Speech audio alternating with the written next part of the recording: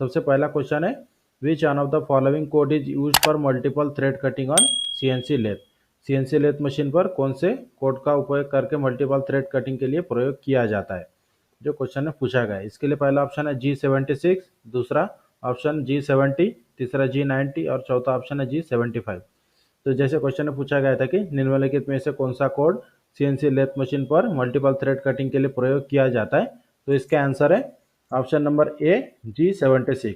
Next question, which dimensioning system is important for the location and position of the spindle. Spindle के स्थान और स्थिति के लिए कौन सी डायमेंशनिंग सिस्टम महत्वपूर्ण होता है, यही क्वेश्चन में पूछा गया है।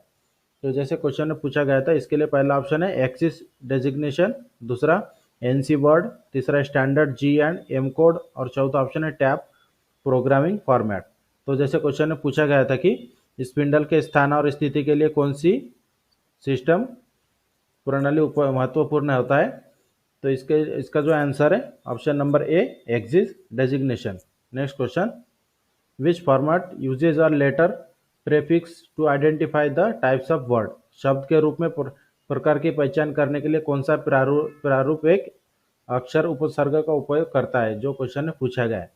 इसके लिए पहला ऑप्शन है ब्लॉक फॉर्मेट, दूसरा वर्ड एड्रेस फॉर्मेट, तीसरा फिक्स सिक्वेंशियल फॉर्मेट और चौथा ऑप्शन है टैप सिक्वेंशियल फॉर्मेट। तो जैसे क्वेश्चन में पूछा गया था कि शब्द के रूप में प्रकार की पहचान करने के लिए कौन सा प्रारूप एक अक्षर उपसर्ग का उपयोग करता है, तो इसका आंसर है option number B word address format, मतलब शब्द पता प्रारूप। Next question, what is the first step for tool selection in CNC. CNC में लेथ मशीन सीएनसी मशीन में टूल की सिलेक्शन करने के लिए पहला कदम क्या होता है, यही क्वेश्चन में पूछा है।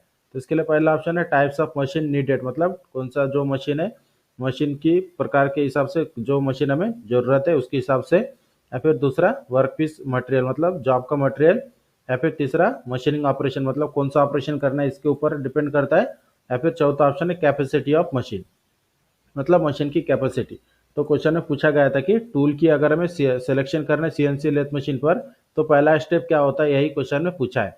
तो इसका जो आंसर है option number A type of machine needed, मतलब आवश्यक मशीन का प्रकार, हमें कौन सा मशीन आवश्यक है इसके प्रकार, मशीन के प्रकार के ऊपर डिपेंड करता है कि हमें टूल का सिलेक्शन कैसे करना है सीएनसी लेथ मशीन पर। Next question, what is the full form of TPM. TPM का फुल फॉर्म क्या है, यही क्वेश्चन में पूछा है। तो इसके लिए पहला ऑप्शन है टोटल प्रोडक्शन मैनेजमेंट, दूसरा टोटल प्रोडक्टिव मेंटेनेंस, तीसरा टॉलरेंस परमिसिबल मेथड और चौथा ऑप्शन है टॉलरेंस परमिटेड मैनेजमेंट।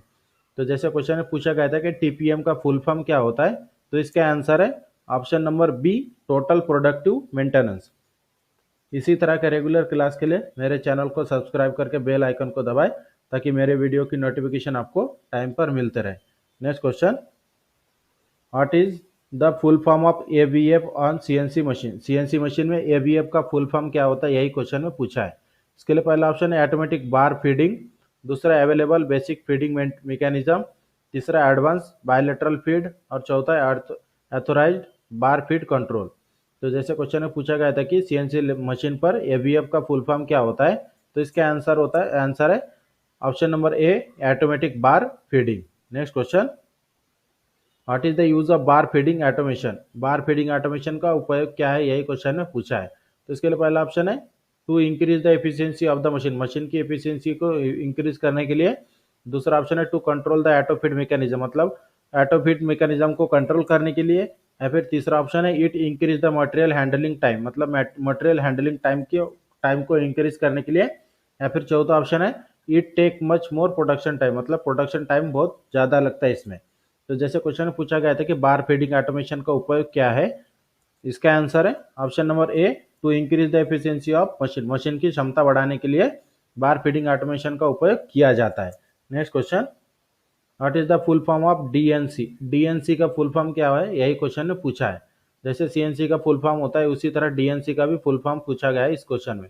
तो इसके लिए पहला ऑप्शन है ड्यूअल नंबर काउंटिंग, दूसरा direct numbering control, direct numerical control और तीसरा ऑप्शन है ड्यूअल न्यूमेरिकल कोऑर्डिनेट और चौथा ऑप्शन है डायरेक्ट नॉन कोऑर्डिनेशन।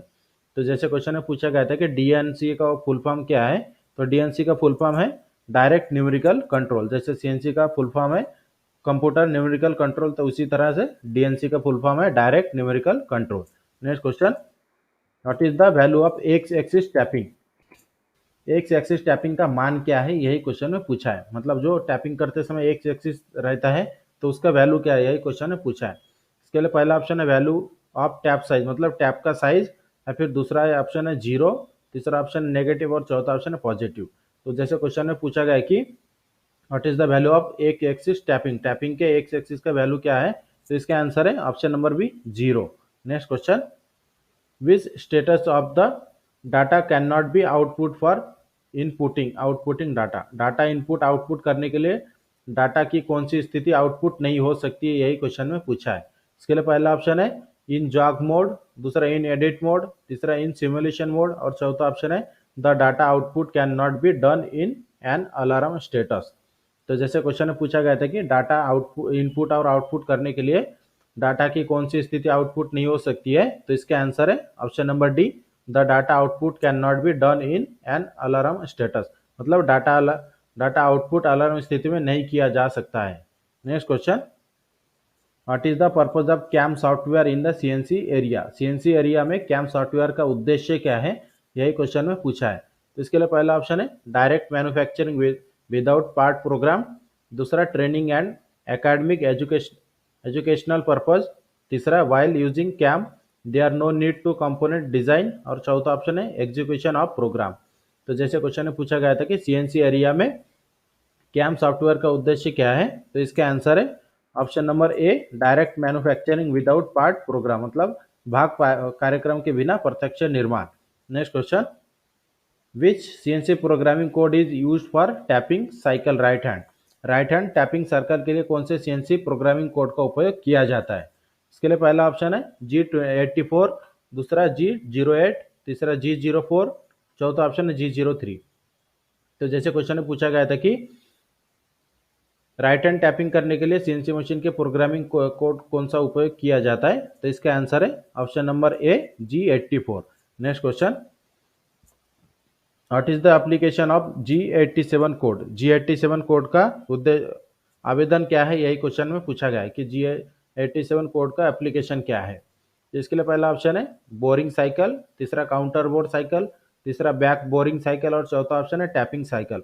तो जैसे क्वेश्चन में पूछा गया था कि सीएनसी मशीन में जो G87 कोड उपयोग किया जाता है कौन से कार्य के लिए उपयोग किया जाता है, तो इसका आंसर है option number C back boring cycle, back boring cycle के लिए G87 कोड का उपयोग किया जाता है। Next question, which element of quality can be broadly grouped under design conformance assurance and control, गुणवत्ता के किस तत्वों को मोटे तौर पर डिजाइन अनुरूपता आश्वासन और नियंत्रण के तहत वर्गीकृत किया जा सकता है, जो क्वेश्चन में पूछा गया है।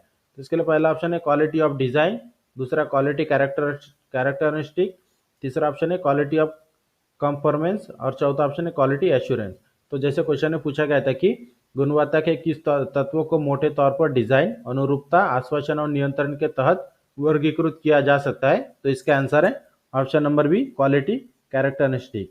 Next question, which maintenance technique the equipment condition is measured productively और नॉन अ कंटिन्यूअस बेसिस, कौन सी रखरखाव तकनीक उपकरण की स्थिति को समय समय पर या निरंतर आधार पर मापा जाता है, जो क्वेश्चन में पूछा है।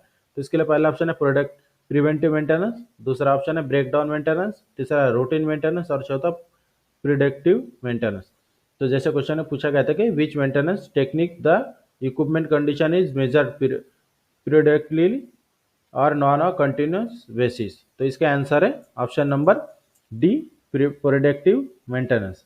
Next question, which types of maintenance repair are made after the failure of machine और इक्विपमेंट, मशीन या उपकरण के खराब हो जाने के बाद किस प्रकार के मेंटेनेंस की जाती है, यही क्वेश्चन में पूछा है। इसके लिए पहला ऑप्शन है ब्रेकडाउन मेंटेनेंस, दूसरा रूटीन मेंटेनेंस, तीसरा प्रिवेंटिव मेंटेनेंस और चौथा प्रिडिक्टिव मेंटेनेंस। तो जैसे क्वेश्चन में पूछा गया था कि मशीन और उपकरण के खराब हो जाने के बाद किस प्रकार के मेंटेनेंस की जाती है, तो इसका आंसर है ऑप्शन नंबर ए ब्रेकडाउन मेंटेनेंस। ब्रेकडाउन मेंटेनेंस क्योंकि यहाँ पे जो क्वेश्चन में पूछा गया है कि मशीन खराब होने के बाद कौन से मेंटेनेंस किया जाता है, ये क्वेश्चन में पूछा गया है। तो मशीन खराब होने के बाद ब्रेकडाउन मेंटेनेंस किया जाता है। Next question, which types of maintenance involve repetitive and periodic upkeep overhauling servicing to the equipment to the prevent breakdown. किस प्रकार के मेंटेनेंस में बार बार और आवधिक रखरखाव शामिल है ब्रेकडाउन को रोकने के लिए उपकरण की ओवरऑलिंग सर्विसिंग। तो जैसे क्वेश्चन में पूछा गया था, इसके लिए पहला ऑप्शन है ब्रेकडाउन मेंटेनेंस, दूसरा शेड्यूल मेंटेनेंस, तीसरा प्रिवेंटिव मेंटेनेंस और चौथा प्रोडक्टिव मेंटेनेंस। तो जैसे क्वेश्चन में पूछा गया था कि किस प्रकार के मेंटेनेंस में बार बार और आवधिक रखरखाव शामिल है ब्रेकडाउन को रोकने के लिए उपकरण की ओवरऑलिंग सर्विसिंग की जाती है, तो इसका आंसर है option number C, preventive maintenance. Preventive maintenance या मशीन की पूरी जो भी पार्ट अगर खराब होता है भी कोई भी शेड्यूल के हिसाब से मेंटेनेंस किया जाता है, preventive maintenance. Next question, which G code is use for parting off with peck in Fanuc. Fanuc में पैक से अलग होने के लिए किस प्रकार के जी कोड का उपयोग किया जाता है। जैसे क्वेश्चन में पूछा गया कि फानुक सिस्टम में अगर हमें पार्टिंग करना है तो पार्टिंग ऑफ करने के लिए कौन से जी कोड का उपयोग किया जाता है फानुक सिस्टम में। तो इसके लिए पहला ऑप्शन है G73, दूसरा G74, तीसरा G75 और चौथा G76। तो जैसे क्वेश्चन में पूछा गया था कि फानुक सिस्टम में पार्टिंग ऑफ करने के लिए कौन से जी कोड का उपयोग किया जाता है, तो इसके आंसर है option number C, G75। Next question, where the taper thread are use. Taper thread का उपयोग कहाँ किया जाता है, यही क्वेश्चन में पूछा है। तो इसके लिए पहला ऑप्शन है बोल्ट, दूसरा वुड स्क्रू मतलब लकड़ी का स्क्रू और तीसरा ऑप्शन है स्टड और चौथा है नट। जैसे क्वेश्चन में पूछा गया था कि टेपर थ्रेड का उपयोग कहाँ किया जाता है, तो इसके आंसर है option number B, wood screw. Next question, what is L in tailstock offset method. Tailstock offset method में एल का क्या मान है, यही क्वेश्चन में पूछा गया है कि एल का मीनिंग क्या होता है। टेलेस्टॉक ऑफसेट विधि से अगर हमें टेपर टर्निंग करना है तो उस समय एल का मीनिंग क्या होता है, यही क्वेश्चन में पूछा है। तो इसके लिए पहला ऑप्शन है लेंथ ऑफ द टेपर मतलब टेपर की लंबाई, दूसरा लेंथ ऑफ द जॉब मतलब जॉब की लंबाई, तीसरा अमाउंट टेपर मतलब टेपर कितने अमाउंट में कट करना है, या फिर चौथा ऑप्शन है लेंथ ऑफ ऑफसेट मतलब ऑफसेट की लंबाई। तो जैसे क्वेश्चन में पूछा गया था कि टेलेस्टॉक ऑफसेट विधि में एल का मान क्या है, तो इसका मीनिंग होता है टेलेस्टॉक ऑफसेट मेथड में एल का मीनिंग होता है length of the job, job की लंबाई।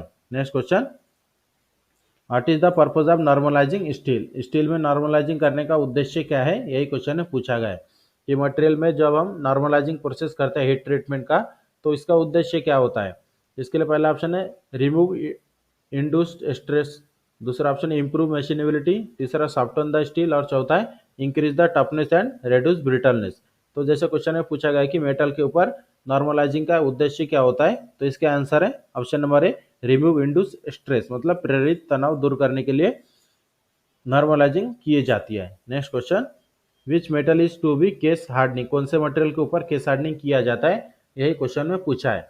इसके लिए पहला ऑप्शन है हाई कार्बन स्टील, दूसरा कास्ट आयरन, तीसरा लो कार्बन स्टील पार्ट और चौथा है अलाय स्टील पार्ट। तो जैसे क्वेश्चन में पूछा गया था कि केस हार्डनिंग कौन से धातु के ऊपर की जाती है, तो इसके आंसर है option number C, low carbon steel मतलब लो कार्बन स्टील के जो भी पार्ट होते हैं उसके ऊपर केस हार्डनिंग की जाती है, पूरी हार्डनिंग नहीं की जाती है। जिस जो मटेरियल लो कार्बन स्टील के होते हैं उस मटेरियल के ऊपर सिर्फ केस हार्डनिंग की जाती है, जिसे सरफेस हार्डनिंग भी बोला जाता है। Next question, which case hardening process of the ammonium gas is introduced. Ammonium gas के सख्त होने की प्रक्रिया किस मामले में शुरू की जाती है, मतलब जैसे क्वेश्चन में पूछा गया कि कौन से हार्डनिंग मेथड में अमोनिया गैस का उपयोग किया जाता है, तो इसके लिए पहला ऑप्शन है साइनाइडिंग, दूसरा गैस नाइट्रेटिंग, तीसरा कार्बोराइजिंग और चौथा इंडक्शन हार्डनिंग। तो जैसे क्वेश्चन में पूछा गया था कि कौन से हार्डनिंग प्रोसेस में अमोनियम गैस का उपयोग किया जाता है, तो इसका आंसर है option number B, gas nitriding. Gas nitriding में अमोनियम गैस का उपयोग किया जाता है। Next question, what heat treatment process does nitriding come under. Nitriding किस ऊष्मा उपचार प्रक्रिया के अंतर्गत आता है, यही क्वेश्चन में पूछा है। इसके लिए पहला ऑप्शन है हार्डनिंग, दूसरा केस हार्डनिंग, तीसरा टेम्परिंग और चौथा है नॉर्मलाइजिंग। तो जैसे क्वेश्चन में पूछा गया था कि नाइट्रेटिंग किस हीट ट्रीटमेंट के प्रोसेस में आता है, तो इसका आंसर है option number B, case hardening. Case hardening के अंदर जितने भी केस हार्डनिंग मतलब सरफेस हार्डनिंग होता है, सरफेस हार्डनिंग के अंदर नाइट्रेटिंग प्रोसेस आता है। Next question, which heat treatment process is use to reduce internal stress of the hardened steel. कठोर उपकरण के आंतरिक तनाव को कम करने के लिए कौन सी हीट ट्रीटमेंट प्रक्रिया का उपयोग किया जाता है, यही क्वेश्चन में पूछा है। पहला ऑप्शन है स्टेबलाइजिंग, दूसरा एनलिंग, तीसरा नॉर्मलाइजिंग और चौथा है टेम्परिंग।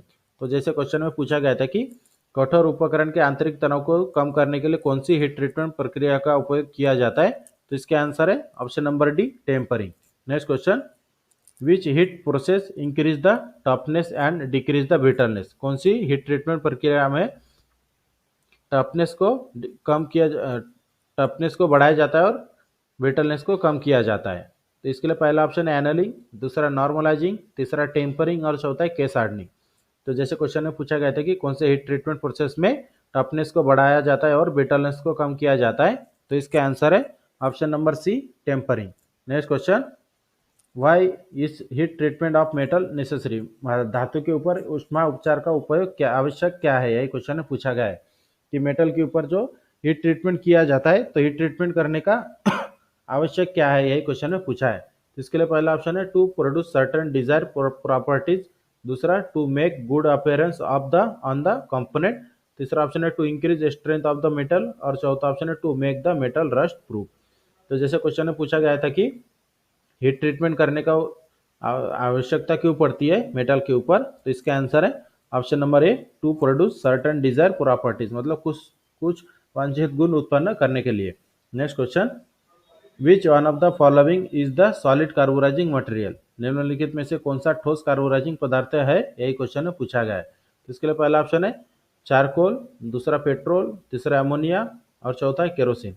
तो जैसे क्वेश्चन में पूछा गया था कि निम्नलिखित में से कौन सा ठोस कार्बोराइजिंग पदार्थ है, तो इसका आंसर है ऑप्शन नंबर है चारकोल। चारकोल मतलब क्या होता है? लकड़ी का कोयला। Next question, what is the process of increasing carbon percentage on the surface of low carbon steel? निम्नलिखित निम्न कार्बन स्टील की सतह पर कार्बन प्रतिशत बढ़ाने की प्रक्रिया क्या है? मतलब जैसे क्वेश्चन पूछा गया है कि वह कौन सा मेथड है जिसके सहायता से कार्बन परसेंट बढ़ाया जाता है मेटल के ऊपर, यही क्वेश्चन ने पूछा है। इसके लिए पहला ऑप्शन है हार्डनिंग, दूसरा नाइट्राइडिंग, तीसरा कार्बोराइजिंग और चौथा टेम्परिंग। तो जैसे क्वेश्चन में पूछा गया था कि लो कार्बन स्टील के ऊपर कार्बन की मात्रा बढ़ाने के लिए कौन सा प्रोसेस किया जाता है, तो इसका आंसर है option number C, carburising. Next question, how many fundamental deviation are recommended by BIS? BIS के द्वारा कितने फंडामेंटल डेविएशन की सिफारिश की जाती है, यही क्वेश्चन में पूछा है। इसके लिए पहला ऑप्शन है 25, दूसरा 24, तीसरा 20 और चौथा ऑप्शन है 30। तो जैसे क्वेश्चन में पूछा गया था कि बीआईएस द्वारा कितने फंडामेंटल डेविएशन को सिफारिश की जाती है, तो इसका आंसर है option number A, 25 fundamental deviation. इस तरह आज का जो हमारा क्लास था DRDO September 10 turner theory mock test number 21, इसमें हमने आपको इम्पोर्टेंट 30 क्वेश्चन सॉल्व करके दिया है। और इसी तरह के रेगुलर क्लास के लिए मेरे चैनल को सब्सक्राइब करके बेल आइकन को दबाएं ताकि मेरे वीडियो की नोटिफिकेशन आपको टाइम पर मिलते रहे। और वीडियो अच्छी लगे तो हमारे चैनल को सब्सक्राइब करें, शेयर करें और लाइक जरूर करें।